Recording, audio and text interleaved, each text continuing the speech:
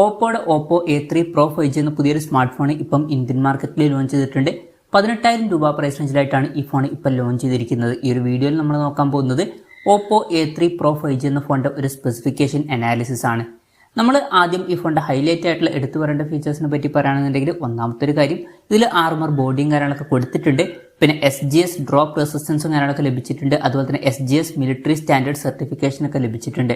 അപ്പം അത്യാവശ്യം സ്ട്രോങ് ആയിട്ടുള്ള ഒരു സ്മാർട്ട് ഫോണാണ് ഈ ഒരു സ്മാർട്ട് ഫോൺ. അപ്പം അതാണ് എടുത്തു പറയേണ്ട ഫീച്ചേഴ്സിൽ നമുക്ക് പറയാനുള്ള കാര്യങ്ങൾ.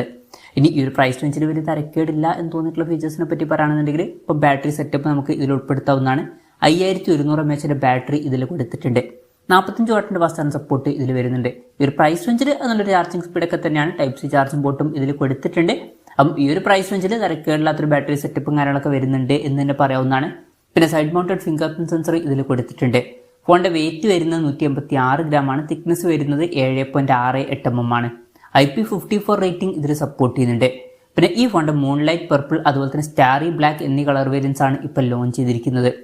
പിന്നെ ഈ ഫോണിൽ സ്പ്ലാഷ് ടച്ച് എന്നുള്ളൊരു ഫീച്ചർ വരുന്നുണ്ട്. അപ്പോൾ ചെറിയ രീതിയിലൊക്കെ കൈമിൽ വെള്ളമായാലും വലിയ ഇഷ്യൂസ് ഒന്നും ഇല്ലാതെ നമുക്ക് ടച്ച് ചെയ്ത് യൂസ് ചെയ്യാൻ കഴിയുന്നതായിരിക്കും. പിന്നെ ഈ ഫോണിൽ 3.5 mm ഓഡിയോ ജാക്ക് വരുന്നുണ്ട്. ആൻഡ്രോയിഡ് 14 ബേസ് ആയിട്ടുള്ള കളറായ സോഫ്റ്റ്വെയർ ആണ് ഈ ഫോണിൽ വരുന്നത്. പിന്നെ പ്രോസസറിന്റെ കാര്യത്തിലോട്ട് വരികയാണെന്നുണ്ടെങ്കിൽ MediaTek Dimensity 6300 എന്ന പ്രോസസർ ഈ ഫോണിൽ കൊടുത്തിട്ടുണ്ട്. 18,000 രൂപ പ്രൈസ് റേഞ്ചിൽ ഈ ഒരു പ്രോസസർ എങ്ങനെയുണ്ടെന്ന് വെച്ചാൽ അത്ര മികച്ച പ്രോസസർ ഒന്നുമില്ല, ജസ്റ്റ് ആവറേജ് ആയിട്ടുള്ള ഒരു പ്രോസസർ മാത്രമാണ്. ഇപ്പം ഓൺലൈൻ മാർക്കറ്റിൽ വരുന്ന ഫോണിലൊക്കെ നോക്കുകയാണെന്നുണ്ടെങ്കിൽ ഈ ഒരു പ്രൈസ് റേഞ്ചിൽ ഇതിനേക്കാൾ ബെറ്റർ ആയിട്ടുള്ള മികച്ച പെർഫോമൻസ് വരുന്ന കുറേ പ്രോസസറുമായിട്ട് വരുന്ന ഫോണിലൊക്കെ വരുന്നുണ്ട്.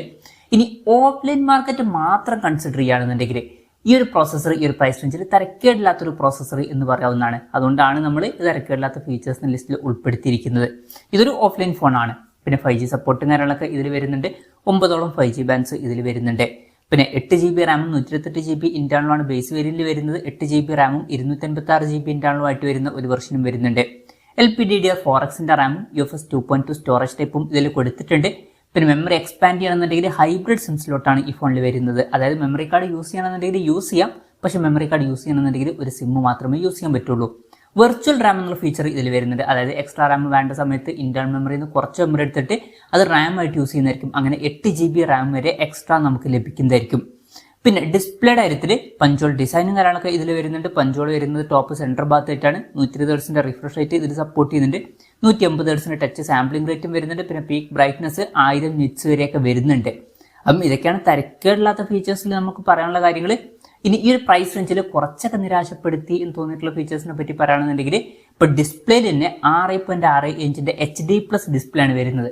18,000 രൂപ പ്രൈസ് റേഞ്ചിൽ വരുന്ന ഒരു ഫോണിൽ നമ്മൾ മിനിമം എക്സ്പെക്ട് ചെയ്യുന്ന ഒരു കാര്യമാണ് ഫുൾ HD റെസൊല്യൂഷൻ.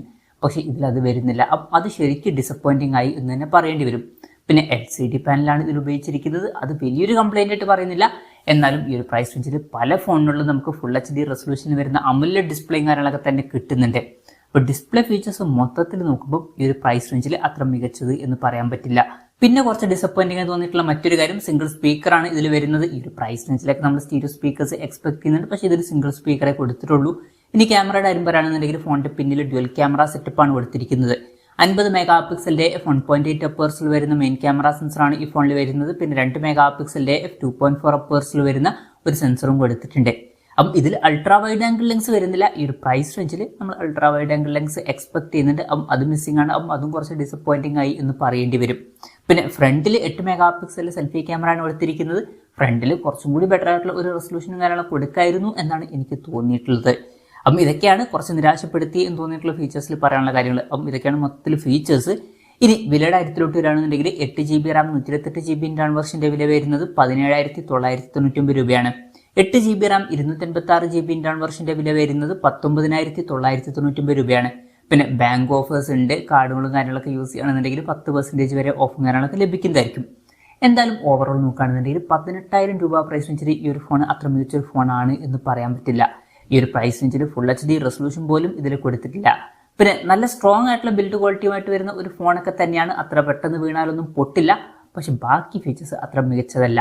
നല്ല ഡിസ്പ്ലേ ഫീച്ചേഴ്സോ അല്ലെങ്കിൽ അത്ര മികച്ചൊരു പ്രോസസറോ അല്ലെങ്കിൽ നോൺ പേപ്പർ മികച്ചൊരു ക്യാമറ സ്പെസിഫിക്കേഷനോ ഒന്നും തന്നെ വരുന്നില്ല.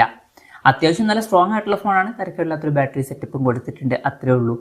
അപ്പം എൻ്റെ ഒരു അഭിപ്രായത്തിൽ ഓഫ്ലൈൻ മാർക്കറ്റിൽ നിങ്ങൾക്ക് നല്ല ബിൽഡ് ക്വാളിറ്റിയുമായിട്ട് വരുന്ന ഒരു ഫോൺ വേണമെന്നുണ്ടെങ്കിൽ ഇത് നോക്കാം എന്നേ ഉള്ളൂ. അല്ലാന്നുണ്ടെങ്കിൽ സ്കിപ്പ് ചെയ്യുന്നതായിരിക്കും നല്ലത്. എന്തായാലും ഓപ്പോയുടെ ഓപ്പോ A3 Pro എന്ന പുതിയൊരു സ്മാർട്ട് ഫോൺ ഇപ്പം ഇന്ത്യൻ മാർക്കറ്റിൽ ലോഞ്ച് ചെയ്തിട്ടുണ്ട്. ഈ ഒരു ഫോണിനെ പറ്റിയിട്ടുള്ള നിങ്ങളുടെ അഭിപ്രായം ജസ്റ്റ് ഒന്ന് കമന്റ് ചെയ്യുക.